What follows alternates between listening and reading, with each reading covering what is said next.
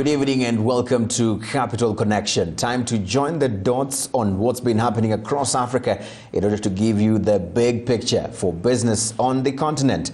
I'm Eugene Anangwe. On the agenda, Zimbabwe's July election this year instilled hope the country was finally turning the corner. Is it proving a false dawn? Is the currency launching back into its old habits of rising inflation and economic despair? We have a very able panel that will interrogate the options on the table for Zimbabwe. Also in the program, while in Zambia the economy is under stress and popular dissent is rapidly rising against both the government and Chinese investment, we'll speak to a trade specialist about the country's prospects. But first, the 2 billion rand plunder of South Africa's VBS bank is dominating South Africa's airwaves. The deputy president of the Economic Freedom Fighters, Floyd Shivambu, is among those implicated in the fraud. The EFF's President Julius Malema is staunchly defending his deputy. But pundits say the scandal could seriously dent the party's reputation that campaigns on an anti-corruption ticket. Joining me now from our Johannesburg CNBC Africa studios is our correspondent Karabo Letlatla, who is going to talk to us a bit about this particular issue. Karabo, what do we know so far about this particular story, and do you feel that there is actually political will to deal with this particular issue?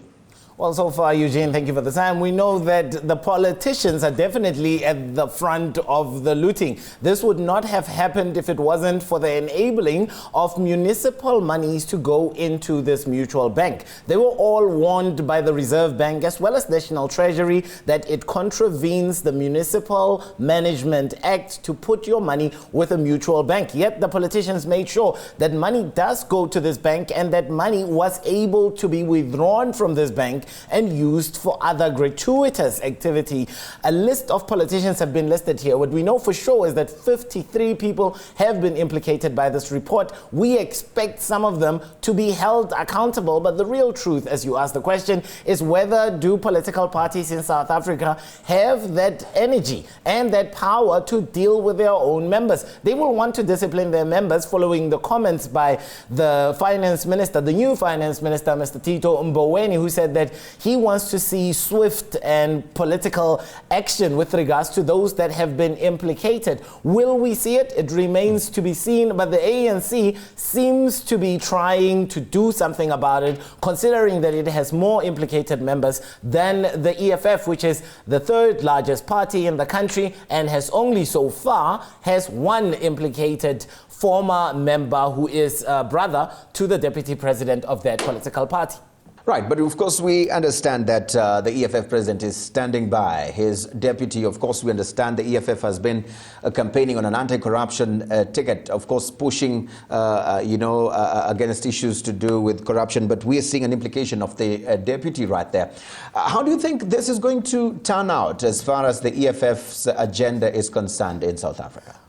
Well, Eugene, if you ask Julius Malema, he will tell you that the media has almost turned the face of his deputy's brother, Brian Shivambu, into the face that looted the 2 billion from that bank. But what he's really trying to do is really shield his fellow comrade, who we cannot necessarily tie into the report. Mind you, the report does not name Floyd Shivambu, who is the deputy president of the EFF. It lists his brother, and his brother says that he was doing legitimate work for the holding company of the bank, which was the majority shareholder, and that he's not responsible for who pays him. So Julius Malema did what Julius Malema does when he's under pressure. He swiftly turned the table and moved on to attack the media about how unfair we are being and how we are not holding the ANC to the same yardstick that we would be holding his political party. But yes, he does feel the pinch and he does feel the pain, and he continues to call on people that if you have better information than we have now, we are willing to act. The question is, with South Africa's political parties,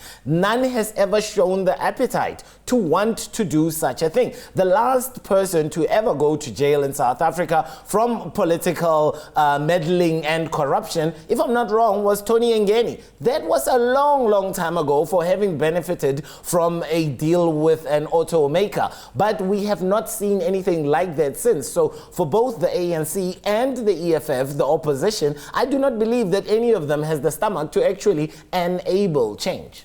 Right, very interesting times indeed for South Africa. Karabo, just finally, where do you then see this story ending? I mean, how do you see things ending at the end of the day after this particular scandal is actually out in the media like this? I see a big fight coming up, Eugene. If you ask me, the regulatory bodies are going to come out swinging and they're going to want to pin some politicians onto this. So I'm looking out for National Treasury, for the South African Reserve Bank, and also for the new Finance Minister, Tito Mboweni, to take concrete action. Right. Thank you so much, Karabo, for that detailed analysis on that particular story item. Now, moving on, public debt has reached more than 50% of GDP in half of sub-Saharan African countries, and Zambia is no exception, coming in at about 58%. My colleague Arnold Segawa recently spoke with international trade consultant Trevor Simumba about Zambia's predicament. Take a look. Trevor, many thanks for making time to speak to us. Just give me a sense of how precarious the Zambian economy is at the moment and what the reasons could be for this. Yes, the Zambian economy has been facing headwinds for a while now. We started warning about the increasing debt, the increasing fiscal deficits since 2013, 2014. The fiscal deficits have averaged 10% over the last 3 years. Our debt to GDP ratio has been growing, and in particular between 2016 and 2017, the government borrowed close to $2 billion United States dollars in just a period of 1 year. And now we are facing a situation where the government is spending at least 27% of its budget for debt service and repayments, which is coming to approximately $1.2 billion United States dollars per year that they're spending on both external debt and domestic debt repayments. Trevor, this is a very interesting time because of late we are seeing the Chinese move towards equity swaps if at all someone defaults on their debt. Is this the same investment concern that we are seeing in Zambia at the moment? Yeah, it's very likely. First of all, the biggest problem is that Chinese debts are not transparent or open. Many of the debts that are provided to countries are actually export credits and supplier credits, which means that the China Exim Bank usually has to have either a guarantee from the government, a sovereign guarantee, or assets provided as collateral.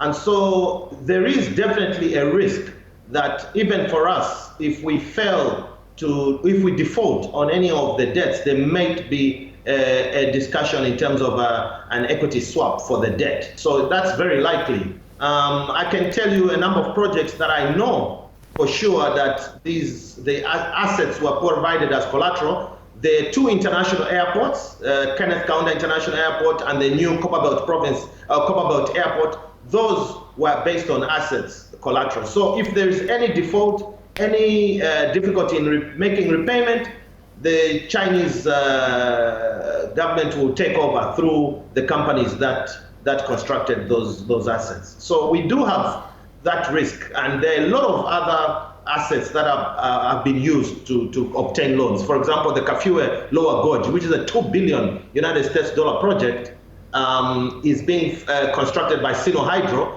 Again, there, ZESCO had to pledge a number of assets for that money. Trevor, you've actually hit on a point I wanted to raise. The Kenneth Kaunda International Airport, $360 million US dollars. Kafue there, $1.7 billion.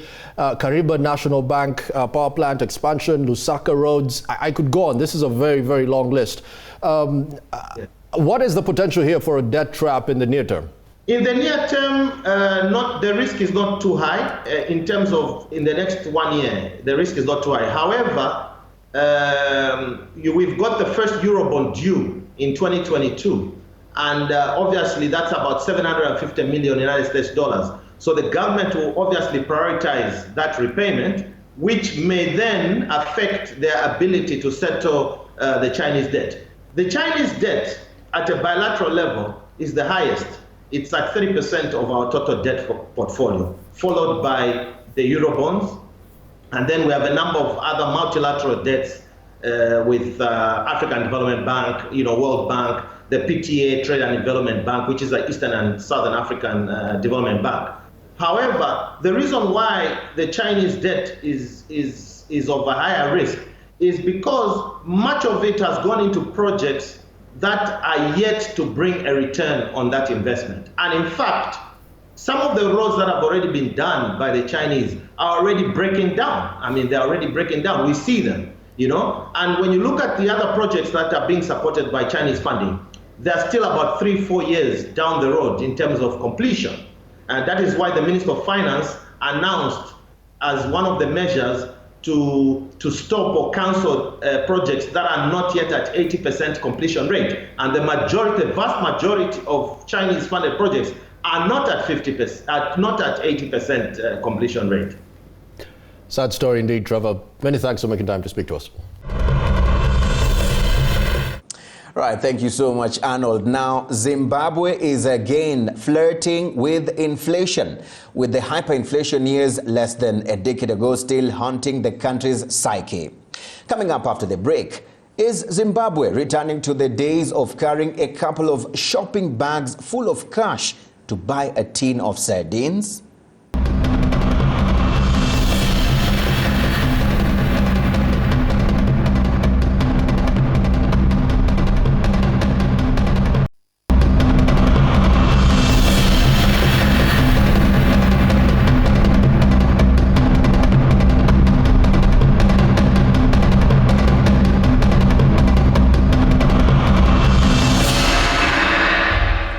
Welcome back. You're watching Capital Connection with me, Eugene Anangwe. Now, officially, Zimbabwe's year-on-year inflation rate is 5.39%, and officially, it is pegged at 224%. Joining me to discuss the economic misfortunes of Zimbabwe is in Kigali political analyst and senior political writer for the New Times, Athan Tashobya. Thank you so much for joining us.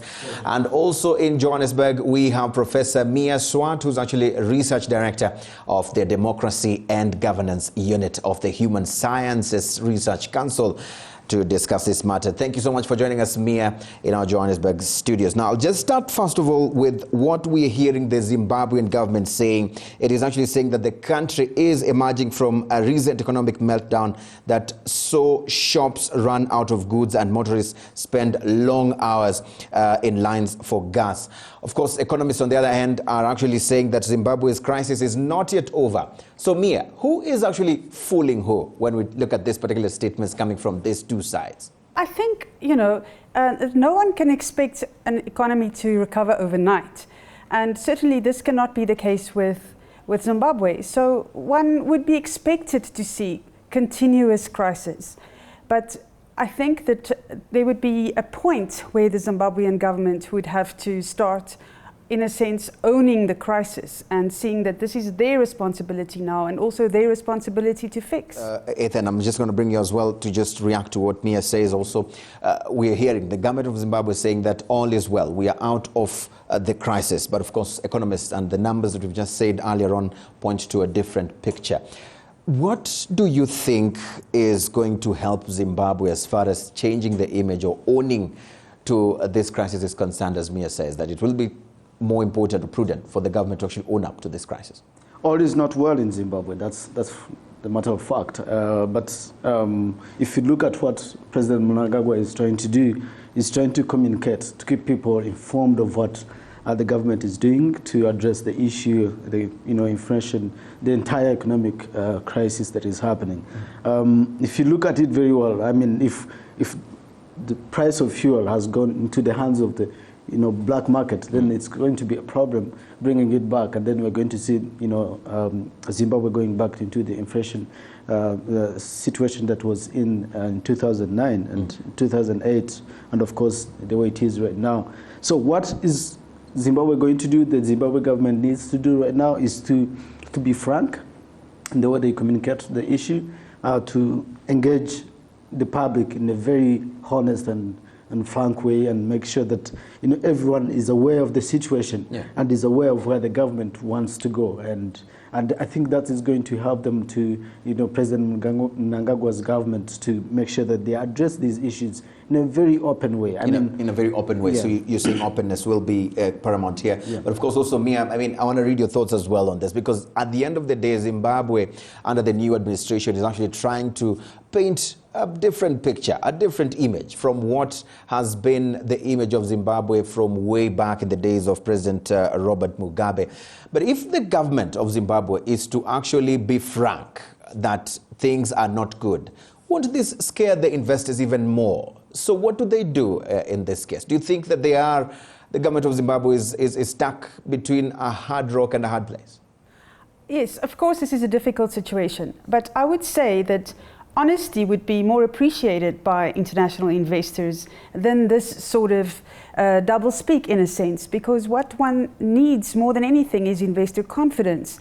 And I think honesty breeds a certain sort of confidence, right? So if you say the official inflation rate is this, but there's an unofficial inflation rate that is so radically, in contradiction with the other rate, I think that this in itself causes a sort of a disturbance and a confusion. What one needs is certainty. One needs to know what one is dealing with. And then one can go forward. But as long as the government itself is not open and honest, one cannot expect, investors to be confident. One cannot expect domestic confidence to be raised. There needs to be, in my view, one currency. First of all, one shouldn't work with parallel currencies. One shouldn't work with contradictory information. I think that Zimbabwe needs its own currency, and however weak or strong that currency is, one moves forward with that currency. Right, you talk of one currency being one of the solutions to this problem in Zimbabwe. Yes. But what we understand also, Mia, is that the introduction of bond notes have actually not been of help for Zimbabwe as far as its economic crisis is concerned. So, as you mentioned the issue of the one currency, which one would you be suggesting in this case? Well, I think that Zimbabwe needs its own domestic currency, an indigenous currency, if you will. It shouldn't be relying on the US dollar. I think that relying on a foreign currency creates, a whole range of problems to do with certainty, to do with the black market. And I think that, Zimbabwe is a sovereign country. It really needs its own currency. And it has, tremendous natural resources. It can be a wealthy country with the right planning, with the right vision. I don't think that it needs to be a country that depends on other currencies. I think that, in light of the fact that they have this vast debt that is possibly going to be written off now or cleared by the World Bank, there's a bit of a chance for a clean slate, or a much cleaner slate, if you will. And I think to then, have certainty in terms of the currency. I mean, no one supports the bond note system. The bond note system is a farce.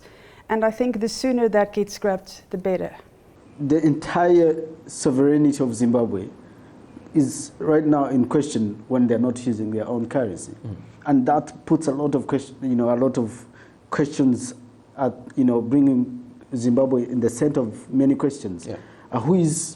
There could be someone who is benefiting from the fact that they're using the bonds, they're using US dollars, and they have not been able to recover from this financial situation, from this economic crisis they're in. So if you have the sovereignty in terms of the currency, you have your own currency, you're able to even tame the inflation, you're able to address a couple of other issues, the political issues, the economic issues, even fighting the black market itself. So it's very important that it's not going to happen very fast, but I think it's very important that the government of Zimbabwe addresses this issue of currency, and then they are able to move on, knowing that we're fighting what we have in our hands. Right, but of course, the way you two are saying this, it sounds easier said than done. I mean, exactly, and that's why President Mnangagwa is saying. Yeah.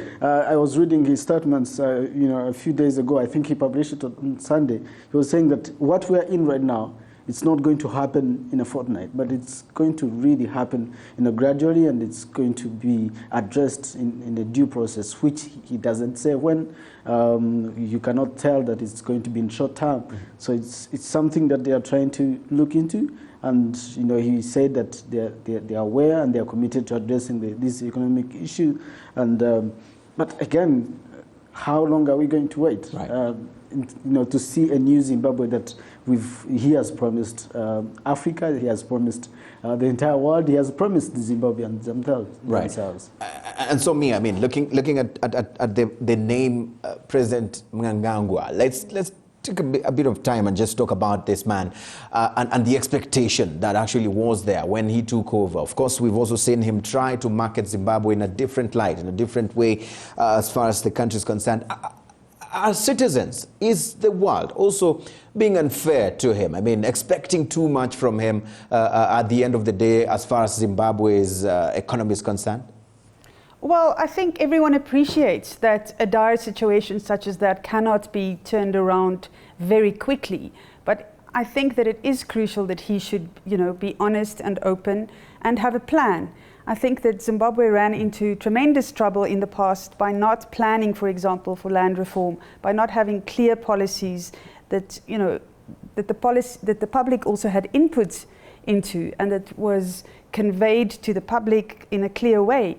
So just flowing from what the previous speaker said, I think that, what is really crucial is that there shouldn't be a feeling among the public that politicians are once again benefiting from the monetary policy in the way Mugabe and his friends did, right? That there's no looting of the public money.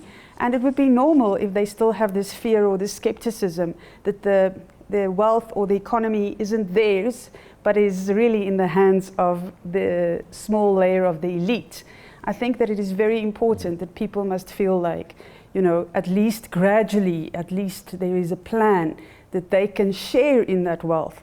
Or the bit of money that there is at the moment. So again, Zimbabwe has this vast natural wealth, natural resource wealth, but it has this liquidity crisis.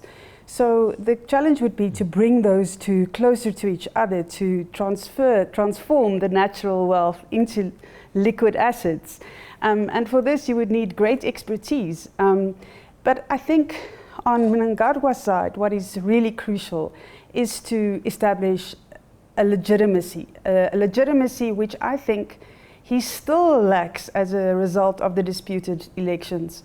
I think that these political questions are still not fully resolved, and I think that he would only really have, strong credibility once there is more of an acknowledgement, that there were problems with the elections.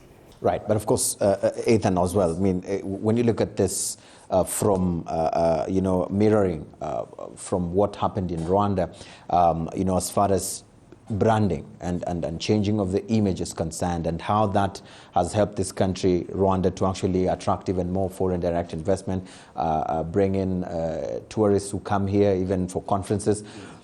If we look back at how Rwanda used to be thought about many years ago, because of the genocide against the Tutsis that happened here, the country managed to just transform that image, and today there are different stories you can tell about this country. If the Zimbabwean authorities had your ears as far as rebranding is concerned, without keeping the facts under the carpet, what sort of advice would you be telling them? I think, first of all, I have to appreciate that Mnangagwa is really intentional about rebranding Zimbabwe, from the old Zimbabwe that we know about, Mugabe and dictatorship and all the economic crisis. Yeah. He's trying to, if you read what he wrote on Sunday, he's trying to explain that there's a framework that is in place to recover the entire nation from what it has been through for over 3 decades.